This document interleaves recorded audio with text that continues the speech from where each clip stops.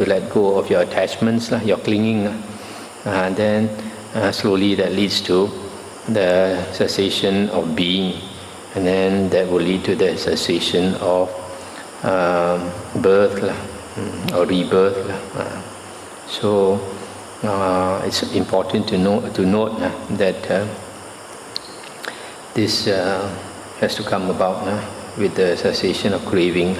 But for you to cut craving, you have to know enough Dhamma, have to practice enough Dhamma so that you reduce your ignorance. With strong ignorance, you cannot stop this suffering. I come to the next sutta, 12.51.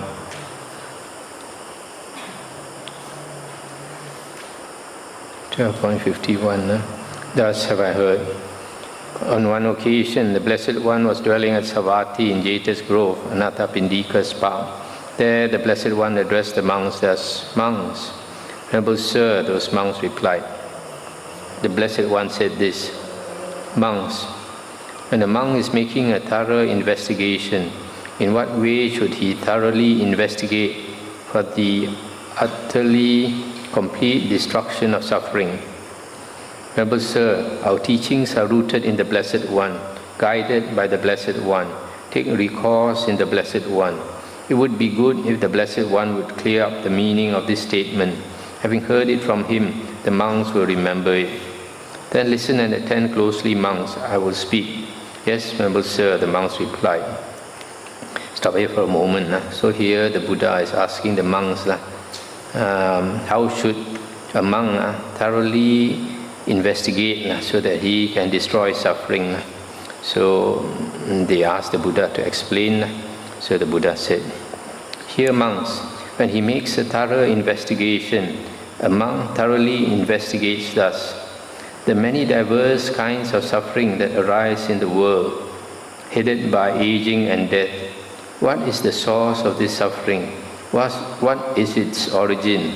From what is it born and produced? When what exists, does aging and death come to be?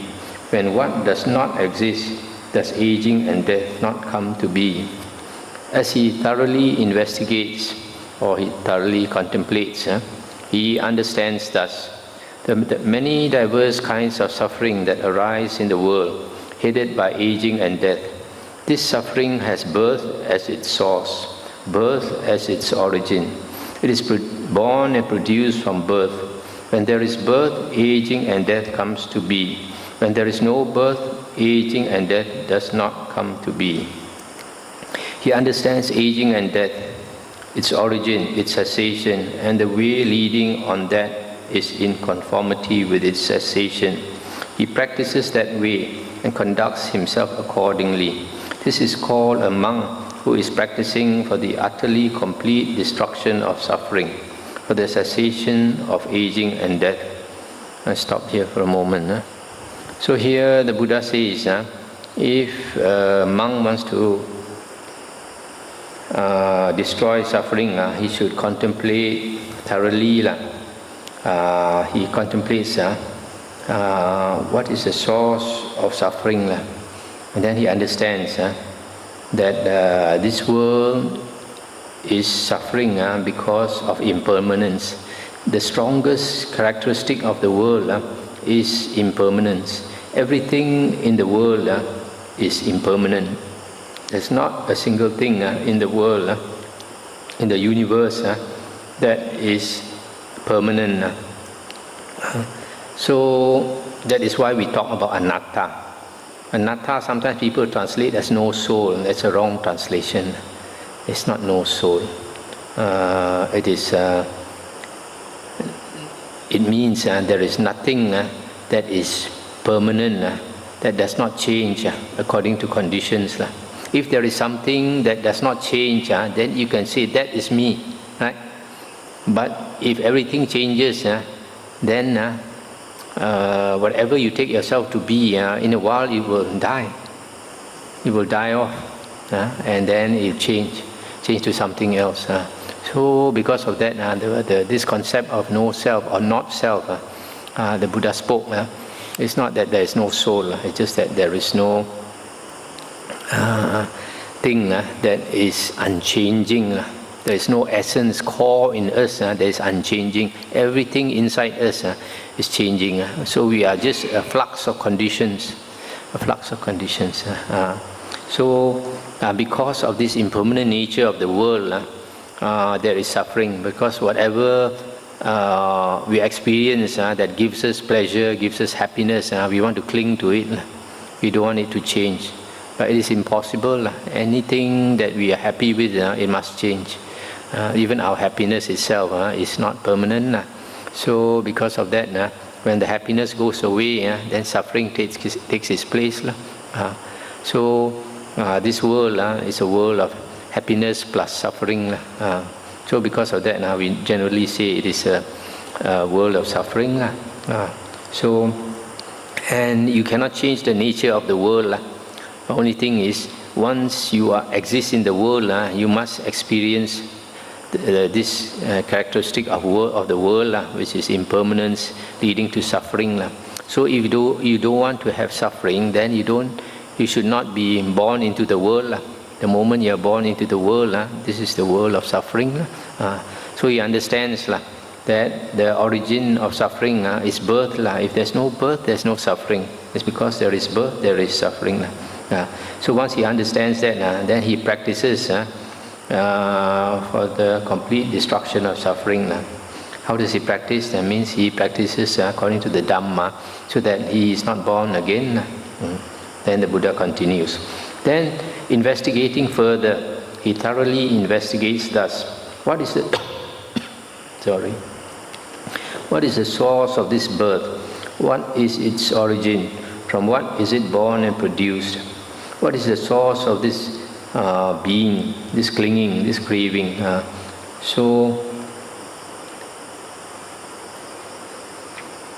These 12 links, he considers what is the source. As he thoroughly investigates, he understands thus: volition has ignorance as its source, ignorance as its origin. It is born and produced from ignorance. When there is ignorance, volition comes to be. When there is no ignorance, volition does not come to be. He understands volition, its origin, its cessation, and the way leading on that is in conformity with its cessation. He practices that way and conducts himself accordingly. This is called a monk who is practicing for the utterly complete destruction of suffering, for the cessation of volition. Stop here for a moment. So here the Buddha is saying that when a monk he considers thoroughly, then he begins to understand that there are these 12 links of dependent origination that gives rise to suffering, and the ultimate condition is ignorance. From ignorance you have volition, and then from volition you have consciousness, etc. So he, understanding this, he practices to destroy all these 12 links.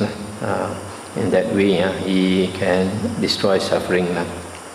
Monks, if a person immersed in ignorance generates a meritorious volition, consciousness fares on to the meritorious.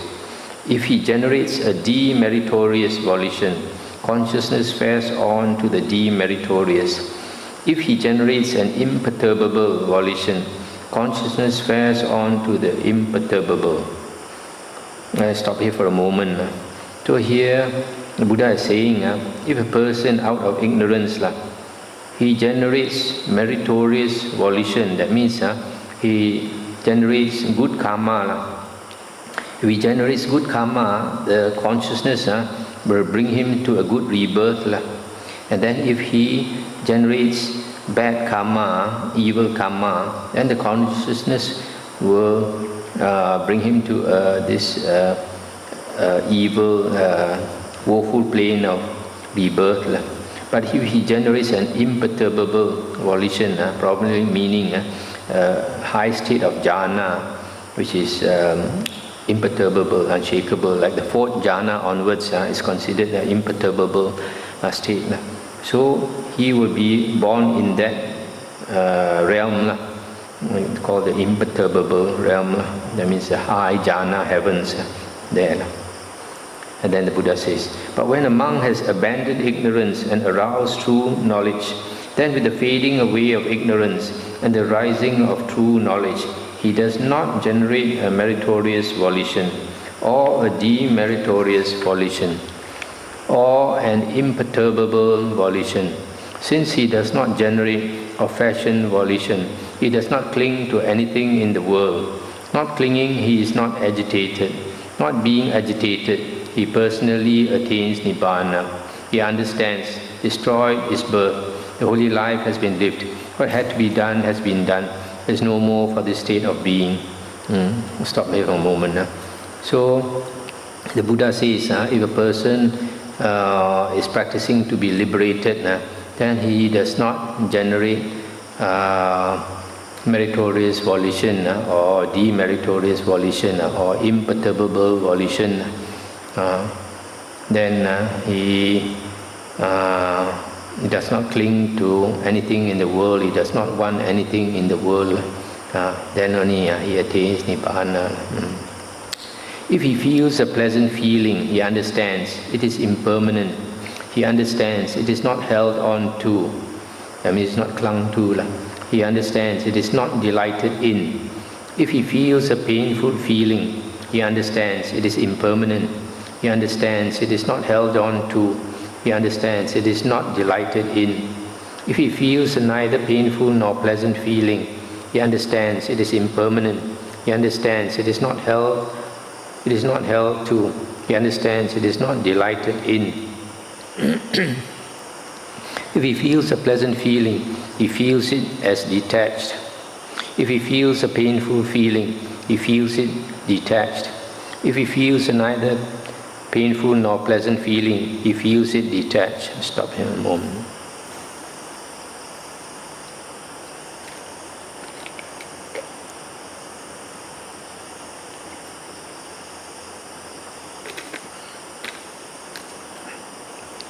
So here the Buddha is saying that this monk, whatever feeling he experiences, he is detached from it.